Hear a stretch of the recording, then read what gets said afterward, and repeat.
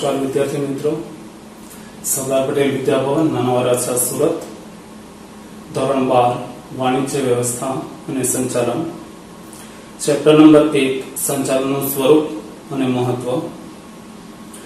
તો વિદ્યાર્થી મિત્રો, ગયા પીરિયડમાં આપણે જોયું કે સંચાલન કાર્ય વિસ્તાર 4 છે। એમાં સર્વપ્રથમ સંચાલન કાર્ય વિસ્તારની આપણે વાત કરી કે જેને બજારીય સંચાલન એટલે કે માર્કેટિંગ સંચાલન તરીકે ઓળખવામાં આવે છે। ત્યારબાદ આવે છે માનવ સંસાધન સંચાલન, ત્યારબાદ આવે છે નાણાકીય સંચાલન અને ત્યારબાદ આવે છે ઉત્પાદન સંચાલન। આ સંચાલન કાર્ય વિસ્તારો છે 4 છે।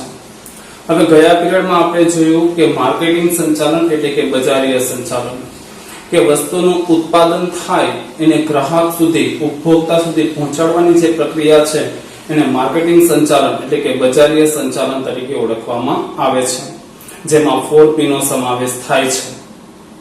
તો આજે આપણે જોશું માનવ સંસાધન સંચાલન એટલે શું, તેનું મહત્વ અને તેની લાક્ષણિકતા। સર્વપ્રથમ જો આપણે વાત કરીએ તો ધંધાકીય એકમના હેતુને સિદ્ધ કરવા માટે ઉત્પાદનના અનેક સાધનોનો ઉપયોગ થાય છે, જેમાં જમીન હોય છે, મૂડી હોય છે, કાચો માલ, યંત્ર વગેરે। પરંતુ આ બધા જ ઉત્પાદનના સાધનો છે એ નિર્જીવ છે, પરંતુ ઉત્પાદન પ્રક્રિયામાં જો સૌથી મહત્વનો ભાગ ભજવતો હોય એ કર્મચારી છે, અને કર્મચારી એ ઉત્પાદનનું સજીવ સાધન છે, સજીવ માધ્યમ છે। આથી કર્મચારીને એકમની મિલકત ગણવામાં આવે છે। અગાઉ આપણે જોઈ ગયા છે કે કર્મચારી વિનાનું એકમ એ પ્રાણ વિનાના હાડપિંજર સમાન છે। જ્યાં એકમ છે ત્યાં કર્મચારી છે, કર્મચારી વિના એકમ ક્યારેય અસ્તિત્વમાં આવતું નથી। આથી એકમમાં કર્મચારી ખૂબ જ મહત્વના છે। એકમની એકમાત્ર સજીવ મિલકત એટલે કર્મચારી। હવે ધંધાકીય એકમમાં કર્મચારી જળવાયેલા રહેવા જોઈએ, સચવાયેલા રહેવા જોઈએ, કર્મચારીને સંતોષ મળવો જોઈએ, કર્મચારી સમૃદ્ધ થવા જોઈએ। જો કર્મચારીને સંતોષ પ્રાપ્ત થશે, તે સરળતાથી કામ કરી શકશે, તો અંતે કર્મચારીનો ઉત્સાહ વધે છે, કર્મચારીનો જુસ્સો વધે છે, અને કર્મચારી જોશ અને જુસ્સો વધતા અંતે એકમને ફાયદો થાય છે। એકમની જે કાર્યક્ષમતા છે એ કાર્યક્ષમતામાં વધારો થાય છે। એટલે એકમની ધંધાકીય એકમની એકમાત્ર સજીવ મિલકત એટલે કર્મચારી, કર્મચારીને જાળવવા જોઈએ, કેળવવા જોઈએ, ખૂબ જ જરૂરી છે।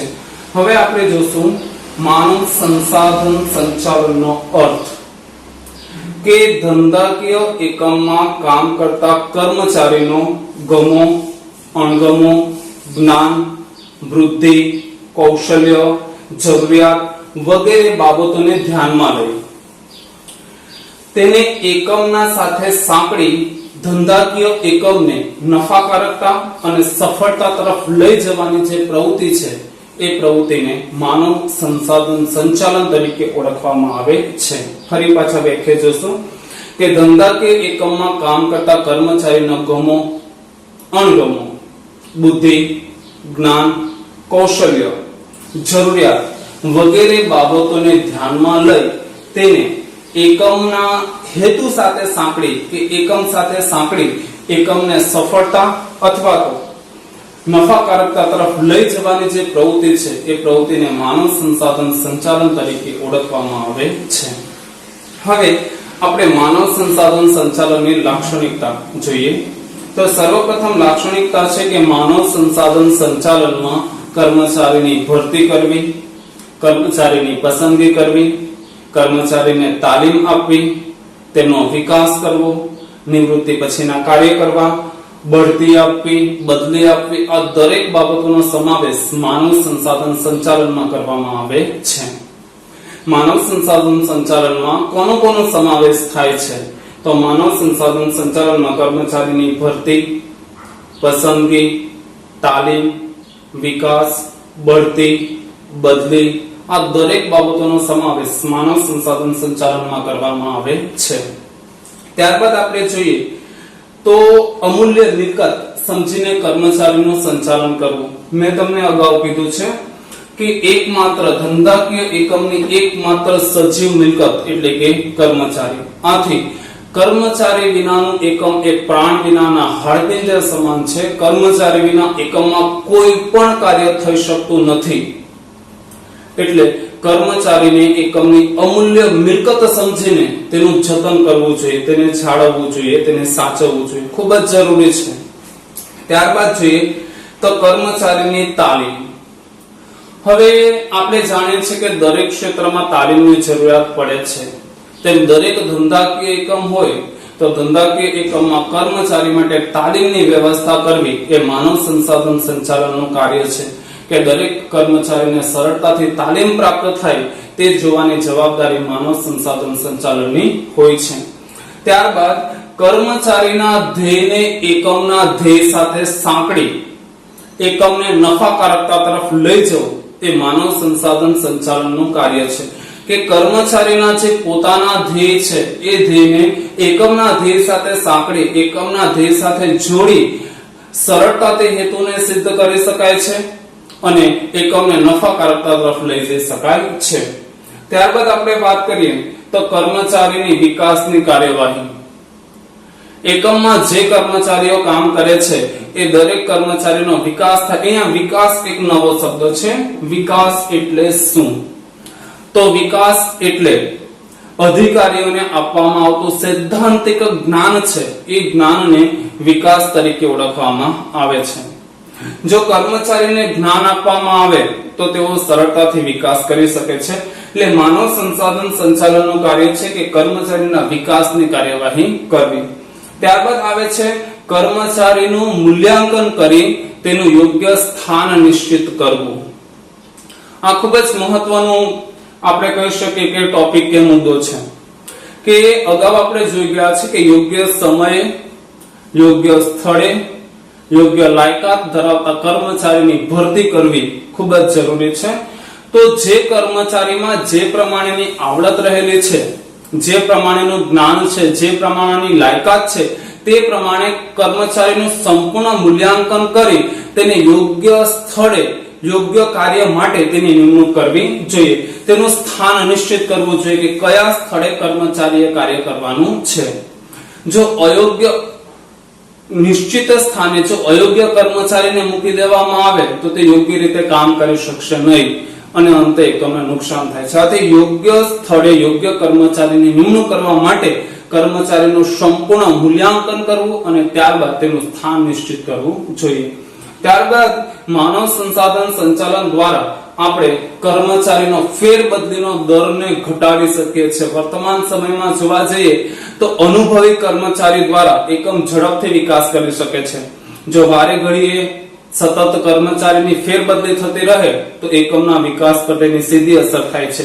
આથી માનવ સંસાધન સંચાલન દ્વારા કર્મચારી જે એકમને છોડીને અન્યત્ર જતા રહે છે એ ફેરબદલીનો દર છે એ ઘટાડી શકાય છે અને કર્મચારીને એકમમાં સરળતાથી ટકાવી શકાય છે.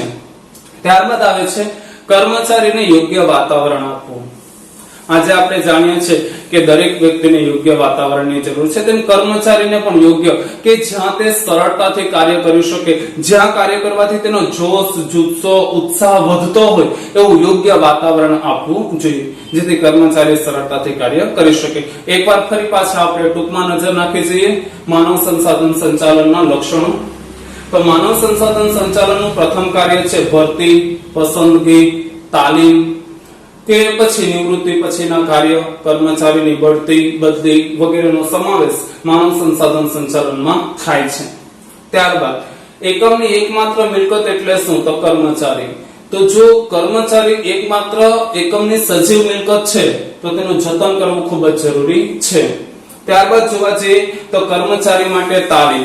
કર્મચારીને જે સૈદ્ધાંતિક જ્ઞાન આપવામાં આવે છે તેને તાલીમ કહેવામાં આવે છે અને અધિકારીઓને જે સૈદ્ધાંતિક જ્ઞાન આપવામાં આવે તેને વિકાસ તરીકે ઓળખવામાં આવે છે. તો કર્મચારી માટે તાલીમની વ્યવસ્થા કરવી જેથી કર્મચારીના જ્ઞાનમાં વધારો થાય.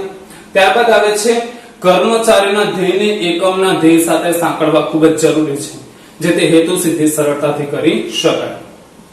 કર્મચારીની વિકાસની કાર્યવાહી કરવી, કર્મચારીને સૈદ્ધાંતિક જ્ઞાન આપી તેમના જ્ઞાનમાં વધારો કરી તેમના વિકાસની કાર્યવાહી કરવી એ માનવ સંસાધન સંચાલનનું કાર્ય છે. યોગ્ય સમયે યોગ્ય સ્થળે યોગ્ય કર્મચારીની નિમણૂક કરવામાં આવે તો એકમ માટે ફાયદાકારક છે. આથી કર્મચારીનું સંપૂર્ણ મૂલ્યાંકન કરવું અને ત્યારબાદ તેનું સ્થાન નિશ્ચિત કરવું જોઈએ. માનવ સંસાધન સંચાલન દ્વારા કર્મચારી એક એકમ છોડીને બીજા એકમમાં જતા રહે છે તો એ ફેરબદલીનો દર છે એ ઘટાડી શકાય છે અને કર્મચારીને લાંબા સમય સુધી એકમમાં ટકાવી શકાય છે અને કર્મચારીને યોગ્ય વાતાવરણ આપવું જેથી તેને કામ કરવાની મજા આવે, કામ કરવામાં આનંદ આવે, તેનો ઉત્સાહ વધે, તેનો જોશ વધે, તેનો જુસ્સા વધે અને તે સરળતાથી દરેક કાર્ય કરી શકે તે માટે તેને યોગ્ય વાતાવરણ આપવું જોઈએ. આમ માનવ સંસાધન સંચાલનની લાક્ષણિકતા છે. ત્યારબાદ માનવ સંસાધન સંચાલન એટલે શું અને તેનું મહત્વ જણાવો. તો ધંધાકીય એકમમાં કામ કરતા કર્મચારીનો ગમો, અણગમો, બુદ્ધિ, જ્ઞાન, કૌશલ્ય વગેરે બાબતોને એકમ સાથે સાંકળી એકમને નફાકારકતા તરફ લઈ જવાની જે પ્રવૃત્તિ છે, સફળતા તરફ લઈ જવાની જે પ્રવૃત્તિ છે તેને માનવ સંસાધન સંચાલન તરીકે ઓળખવામાં આવે છે અને તેનું મહત્વ આપણે અહીં જોશું. તો માનવ સંસાધન સંચાલનના કારણે શું થાય છે?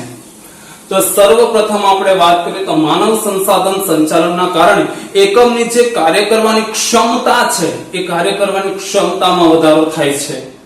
એકમની કાર્યક્ષમતામાં, એકમના અધિકારીઓની કાર્યદક્ષતામાં વધારો થાય છે. આથી માનવ સંસાધન સંચાલન દ્વારા એકમની કાર્યક્ષમતામાં વધારો થાય છે. હવે આપણે જોઈએ છે કે દરેક ધંધાકીય એકમના બે હેતુ હોય છે. એમાં મુખ્ય હેતુ કયો? તો મુખ્ય હેતુ એટલે કે નફાનો હેતુ છે.